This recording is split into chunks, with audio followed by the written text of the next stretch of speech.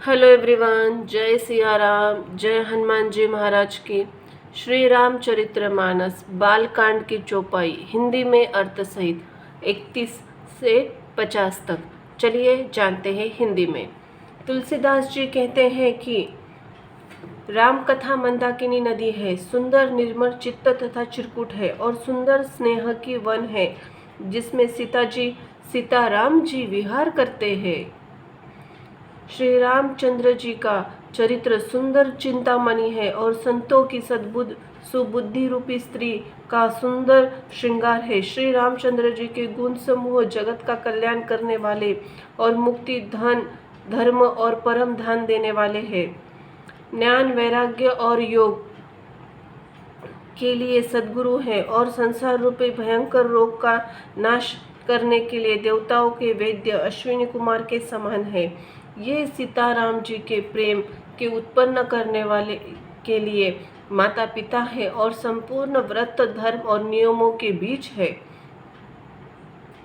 पाप, संताप और शोक का नाश करने वाले तथा इस लोक और परलोक के प्रिय पालन करने वाले हैं। विचार ज्ञान रूपी राजा, शूरवर मंत्री और लोभ रूपी अपार समुद्रों सोखने के लिए अगस्त्य मुनि है। भक्तों के मन रूपी वन में बसने वाले काम, क्रोध, कलयुग के पाप रूपी हाथियों को मारने के लिए सिंह के बच्चे हैं। शिव जी के पूज्य और प्रियतम अतिथि है और दरिद्रता रूपी दानवानल के बुझाने के लिए कामना पूर्ण करने वाले मेघ है। विषय रूपी सांप का जहर उतारने के लिए मंत्र और महामणि है।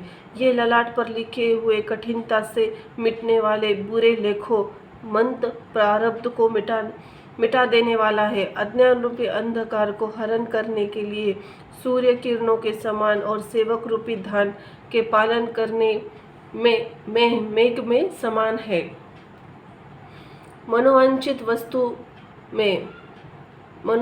वस्तु देने में श्रेष्ठ कल्प वृक्ष के समान है और सेवा करने में हरिहर के समान सुलभ और सुख देने वाले हैं।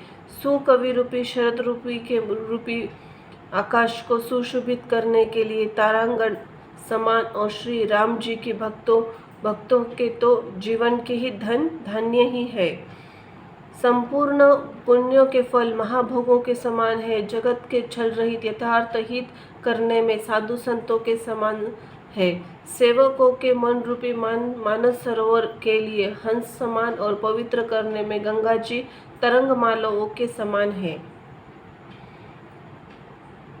श्री राम जी के गुणों के समूह कुमार्ग, कुतर्क, कुचाल और कलयुग के कपट, दंभ और पाखंड को जलाने के लिए वैसे ही है जैसे ईंधन के लिए प्रचंड अग्नि। रामचरित्र पूर्णिमा के चंद्रमा की किरणों के समान सभी को दुख देने वाले हैं, परंतु सज्जन रूपी कुमंदिनी और चकोर के चित्त लिए विशेष हितकारी और महान लाभदायक है। जिस प्रकार श्री पार्वती जी ने श्री शिव जी से प्रश्न किया और जिस प्रकार से श्री शिव जी ने विस्तार से उसका उत्तर कहा, वह कारण मैं विचित्र कथा का रचना करके ही गाकर ही कहूँगा। जिसने यह कथा पहले न सुनी हो वह इसे सुनकर आश्चर्य न करे। जो ज्ञानी इस विचित्र कथा को सुनते हैं वह यह जानकर आश्चर्य नहीं करते कि यह संसार में राम कथा की कोई सीमा नहीं है, राम कथा अनंत है। उनके मन में ऐसा विशाल विश्वास रहता है। नाना प्रकार से श्री रामचंद्र जी के अवतार हुए हैं और 100 करोड़ तथा अपार रामायण है।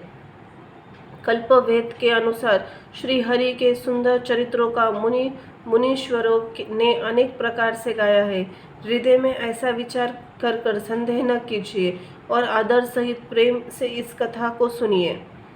श्री राम जी अनंत है, उनका गुण भी अनंत है, उनकी कथाओं का विस्तार असीम है। अतः एवं जिनके विचार निर्मल है वे इस कथा को सुनकर आश्चर्य नहीं मानेंगे। इस प्रकार सब संदेहों को दूर करके श्री रामचंद्र जी, गुरु जी और चरण कमलों की रज को सिर पर धारण करके मैं पुनः हाथ जोड़ के सबकी विनती करता हूँ, जिससे कथा की रचना में कोई दोष स्पर्श न करने पावे। अब मैं आदरपूर्वक श्री शिव जी को सिर नवाकर श्री रामचंद्र जी के गुणों तथा निर्मल कथा कहता हूँ। श्री हरि के चरणों पर रेखकर संवत 1631 में इस कथा का आरंभ करता हूँ। चैत्र मास की नवमी तिथि मंगलवार को श्री अयोध्या जी में इस चरित्र का प्रकाशित करता हूँ। जिस दिन श्री राम जी का जन्म होता है, वेद कहते हैं उस दिन सारे तीर्थ वहाँ श्री अयोध्या में चले आते हैं। असुर, नाग, पक्षी, मनुष्य, मुनि, देवता और सब अयोध्या जी में आकर श्री रघुनाथ जी की सेवा करते हैं। बुद्धिमान लोग जन्म का महोत्सव बनाते हैं और श्री रामचंद्र जी की सुंदर कीर्ति का गान करते हैं। सज्जनों के बहुत से समूह उस दिन श्री सरयू जी के पवित्र जल से स्नान करते हैं। सरयू जी के पवित्र जल से स्नान करते हैं और हृदय में सुंदर श्याम शरीर रघुनाथ जी का ध्यान करके उनके नाम और जप करते हैं। वेद पुराण कहते हैं कि श्री सरयू जी का दर्शन, स्पर्श, स्नान और जलपान पापों को हरता है। यह नदी बड़ी ही पवित्र है, इसकी महिमा अनंत है, जिसे विमल बुद्धि वाली सरस्वती जी भी नहीं कह सकती। वह शोभायमान अयोध्यापुरी श्री रामचंद्र जी के परधाम देने वाली है, सब लोकों में प्रसिद्ध है और अत्यंत पवित्र है। जगत में अंडज, स्वेदज, उदिच और जरायुज 4 खानी प्रकार अनंत जीव है। इसमें जो कोई भी अयोध्या जी में शरीर छोड़ते हैं वे संसार में फिर नहीं आते, जन्म मृत्यु से छूटकर भगवान के परधाम निवास करते हैं। इस अयोध्यापुरी को सब प्रकार से मनोहर, सब सिद्धियों देने वाली और कल्याण के खान समझकर मैंने इस निर्मल कथा का आरंभ किया, जिसे सुनने से काम, मद, दम और नष्ट हो जाते हैं। इसका नाम रामचरितमानस है, जिसको कानों से सुनते शांति मिलती है। मन रूपी हाथी विषय रूपी दानव जल रहा है, वही यदि रामचरितमानस रूपी सरोवर में आ पड़े तो वही सूख जाए। यह रामचरितमानस मुनियों का प्रिय है। इस सुहाने और पवित्र मानस की शिवजी ने रचना की। यह 3 प्रकार के दोषों, दुखों, दरिद्रता को कलयुग में कुछ लो और सभी पापों को नाश करने वाला है। श्री महादेव जी कहते हैं महादेव जी ने इस रचकर अपने मन में रखा था और सुअवसर पाकर पार्वती जी से कहा। इसी से शिव जी ने अपने हृदय में देखकर और प्रसन्न होकर इसका सुंदर नाम रामचरितमानस नाम रखा। मैं उसी सुख देने वाली सुहानी राम कथा को कहता हूँ। हे सज्जनों, आदर पूर्वक मन लगाकर सुनो। दोहा। यह रामचरितमानस जैसा है, जिस प्रकार है और जिस हेतु से जगत में इसका प्रचार हुआ, अब वही सब कथा में श्री उमा महेश्वर स्मरण करके कहता हूँ। श्री शिव जी की कृपा से उनके हृदय में सुंदर बुद्धि का विकास हुआ, जिसके यह तुलसीदास श्री रामचरितमानस कवि हुआ। अपनी बुद्धि के अनुसार तो वह मनोहर बताता है, किंतु फिर भी सज्जनों, सुंदर चित्त से सुनकर आप भी सुधर लीजिए। सुंदर सात्विकी बुद्धि भूमि है, हृदय में उसके गहरा स्नान है। वेद पुराण समुद्र है और साधु संत मेघ है। वे साधु रूपी मेघ श्री राम जी के सुंदर यश, सुंदर, मधुर, मनोहर और मंगलकारी जल की वर्षा करते हैं। सुगन लीलाओं को जो विस्तार से वर्णन करता है, वही राम सुयश रूपी जल की निर्मलता है, जो मल का नाश करती है और प्रेम भक्ति का वर्णन नहीं किया जा सकता। वही इस जल की मधुरता और सुंदर शीतलता है। वही सुयश रूपी जल सत्कर्म रूपी धान के लिए हितकर है और श्री रामचंद्र जी के भक्तों का तो जीवन है। वही पवित्र जल बुद्धि रूपी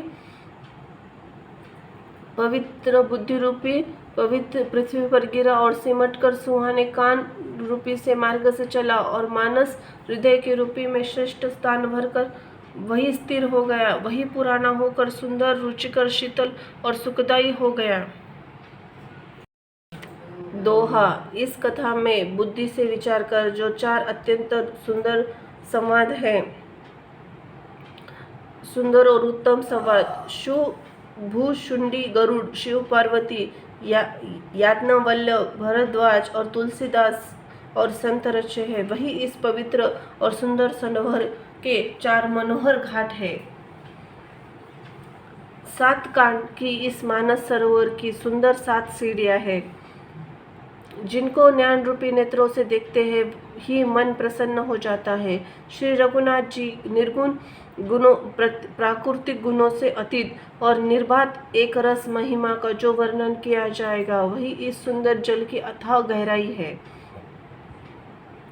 श्री रामचंद्र जी और सीता जी का यश अमृत के समान जल है। इसमें उपमाएं दी गई है, वही तरंगों मनोहर विलास है। सुंदर चौपाई ही इसमें घनी फैली हुई इन कमलाई है और कविता की युक्तियाँ सुंदर मणि मोती उत्पन्न करने वाली सुहानी सिपिया है।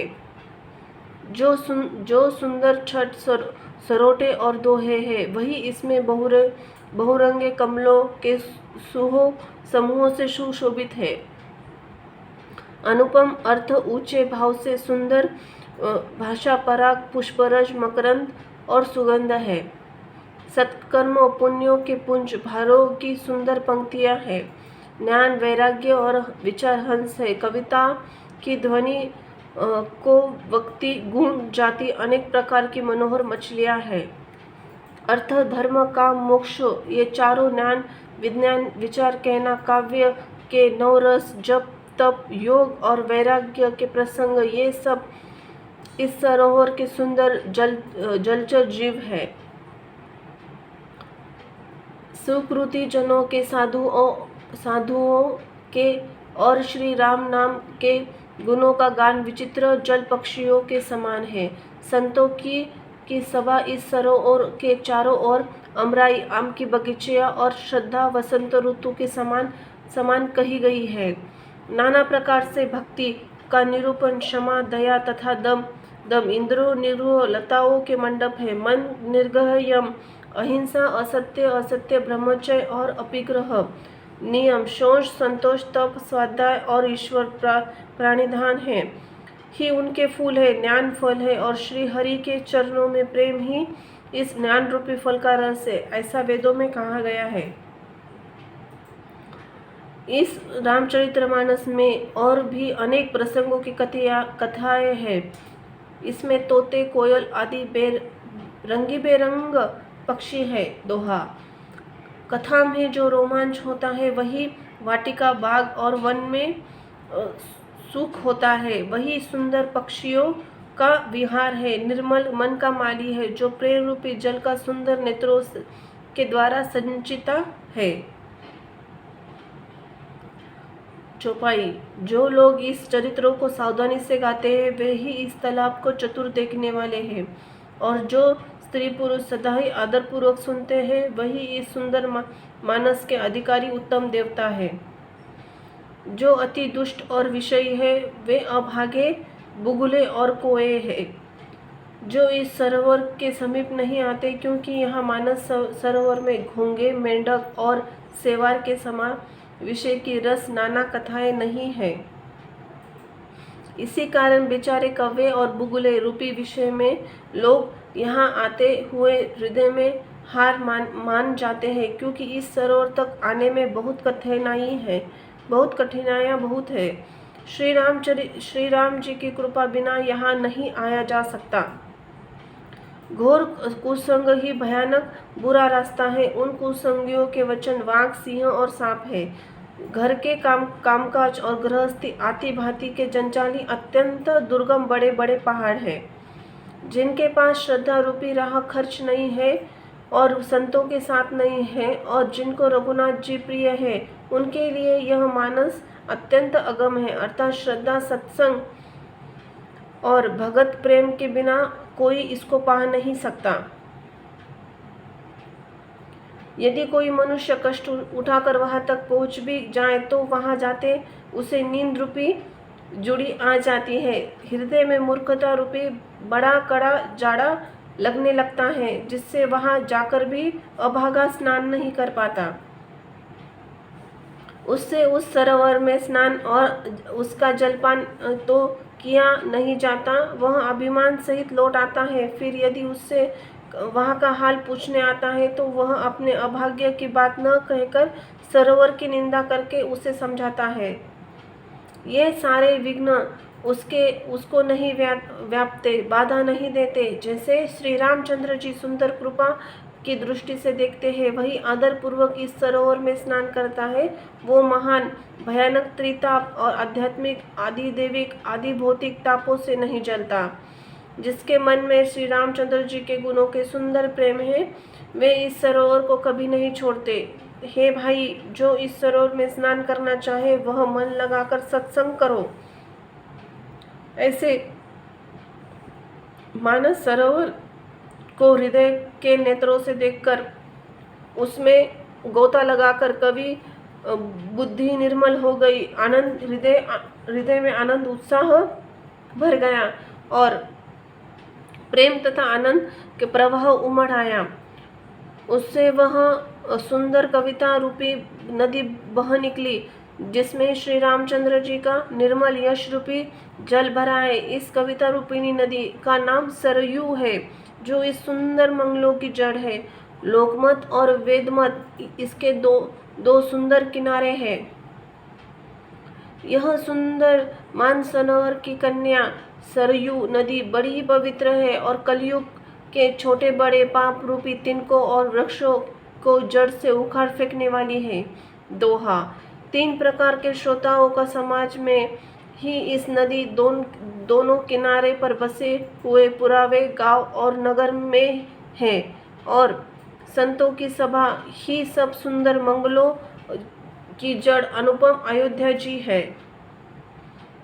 सुंदर कीर्ति रूपी सुहानी सरयू जी राम भक्ति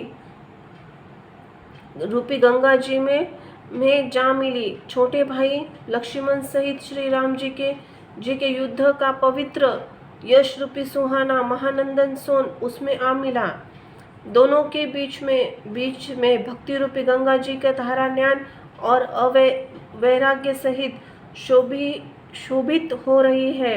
ऐसे ही तीनों तापों को डराने वाली यह तिमुहानी नदी राम स्वरूप रूपी समुद्र की ओर जा रही है।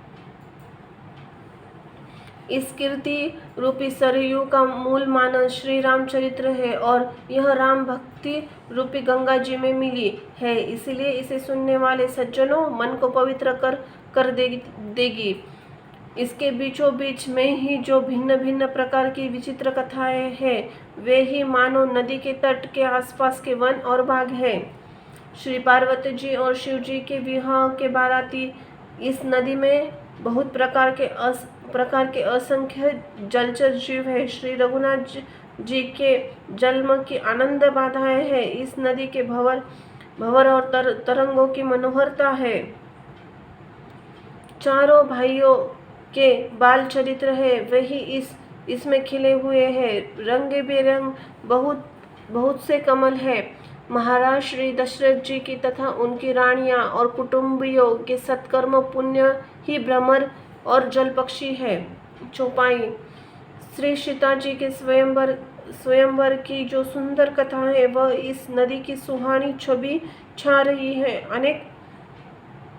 अनेकों सुंदर विचार पूर्ण प्रश्न इस नदी के नावे हैं और उनके विवेक युक्त ही उत्तर चतुर केवट है। इस कथा को सुनकर पीछे जो आपस में चर्चा होती है, वही इस नदी के सहारे चलने वाले यात्रियों का समाज शोभा पा रहा है। परशुराम जी का क्रोध इस नदी की भयानक धारा है और श्री रामचंद्र जी के वचन ही सुंदर बंधे हुए घाट है। भाइयों सहित श्री रामचंद्र जी के विवाह का उत्साह इस कथा नदी की कल्याणकारिणी बाण है जो सभी को सुख देने वाली है। इसके कहने सुनने में है जो हर्षित और पुलकित होते हैं वही पुण्यात्मा पुरुष है। मन प्रसन्न से इस नदी में नहाते हैं। श्री रामचंद्र जी के राज तिलक के लिए जो मंगल साज सजाया गया है वही मानो पर्व के समय इस नदी पर यात्रियों के समूह इकट्ठे हुए हैं। कैकेयी की कुबुद्धि ही इस नदी में इकाई है जिसके फलस्वरूप बड़ी भारी विपत्ति आ पड़ी। दोहा। समुद्र अगणित उत्पादों को शांत करने वाला भरत जी का चरित्र नदी तट पर किया जाने वाला जप यज्ञ है। कलयुग के पापों और दुष्टों के अवगुणों का वर्णन है। वे ही इस नदी के जल और कीचड़ के बगुले और कोए है। यह कीर्ति रूपिणी नदी छह ऋतुओं में सुंदर है, सभी समय पर परम सुहानी है, अत्यंत पवित्र है। इसमें शिव और पार्वती का विवाह हेमंत ऋतु है। श्री रामचंद्र जी के जन्म उत्सव की सुखदायी शिशिर ऋतु है। श्री रामचंद्र जी के विवाह समाज का वर्णन आनंद और मंगलमय ऋतुराज वसंत है। श्री रामचंद्र जी का वगन मन दुस्सह ग्रीष्म ऋतु है और मार्ग की कथा ही कड़ी धूप और लू है।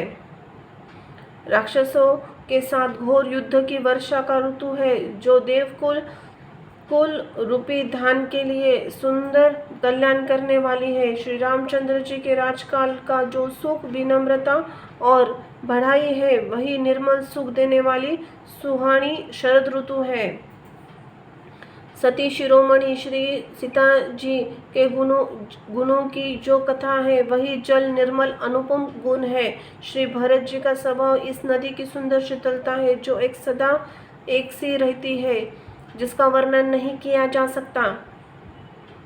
चारों भाइयों का परस्पर देखना, बोलना, मिलना, एक दूसरे का प्रेम करना और हंसना और सुंदर भाईपन इस जल की मधुरता और सुगंध है। चौपाई।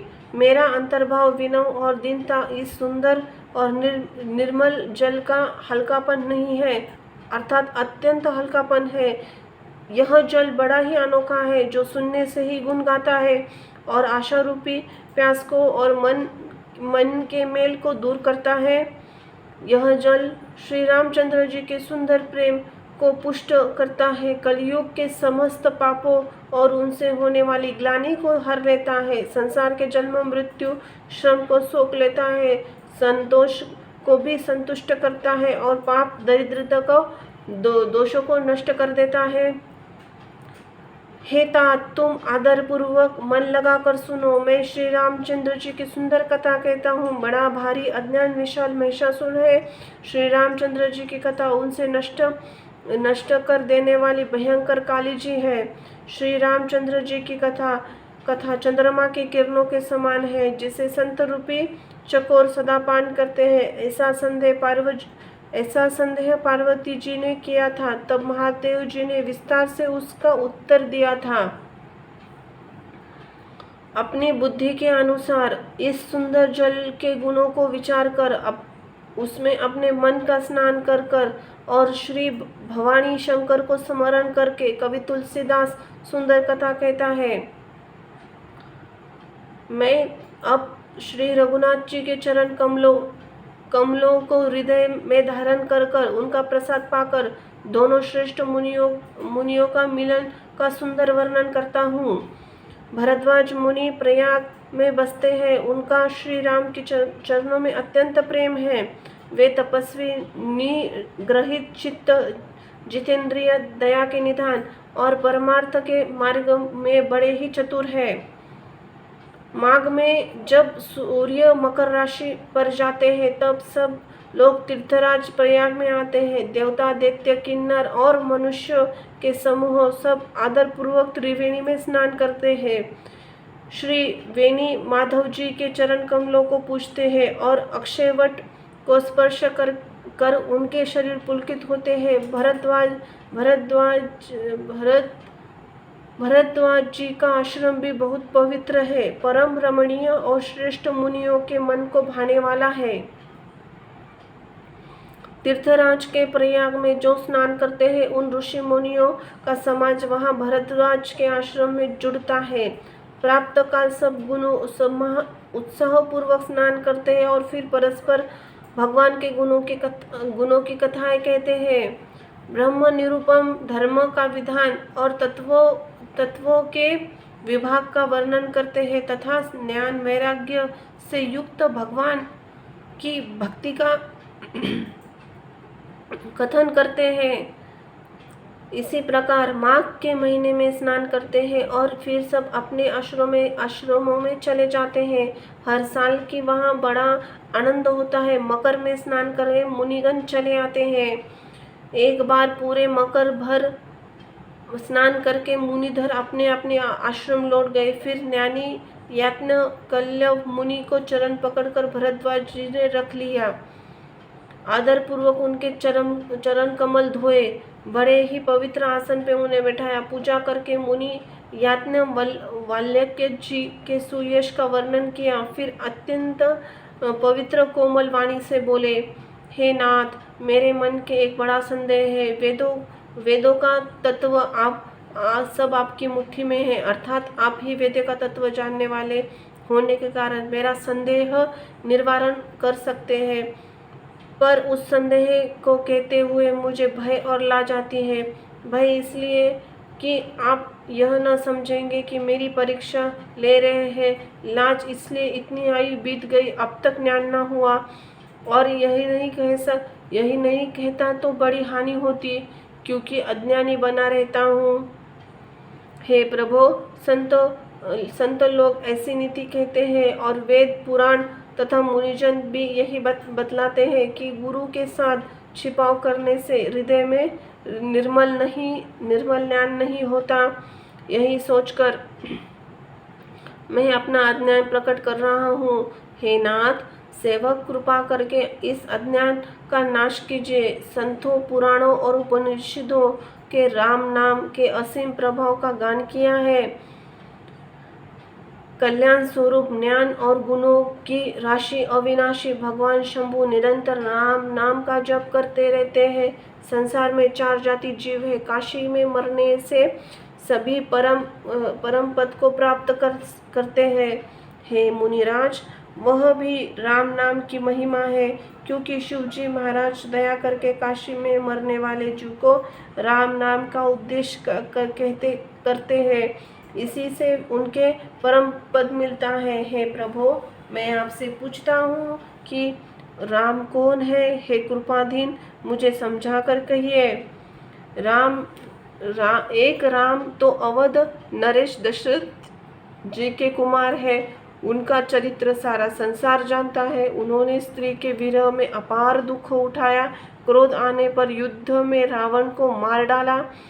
दोहा, हे प्रभु, वही राम है तो और कोई दूसरे हैं जिनको शिवजी जपते हैं? आप सत्य धाम है और सब कुछ जानते हैं। ज्ञान विचार कर कहिए। हे नाथ, जिस प्रकार मेरा यह भारी भ्रम मिट जाए, आप वही कथा विस्तार पूर्वक कहिए। इस पर याज्ञवल्क्य जी ने मुस्कुराकर बोले, श्री रघुनाथ जी की प्रभुता को तुम जानते हो। तुम मन वचन कर्म से श्री राम जी के भक्त हो। तुम्हारी चतुराई को मैंने जान गया। तुम श्री राम जी के रहस्यमय गुणों को सुनना चाहते हो, इसी से तुमने ऐसा प्रश्न किया है। मानो बड़े मूढ़ हो। हे तात, तुम आदर पूर्वक मन लगाकर सुनो। मैं श्री रामचंद्र जी की कथा कहता हूँ।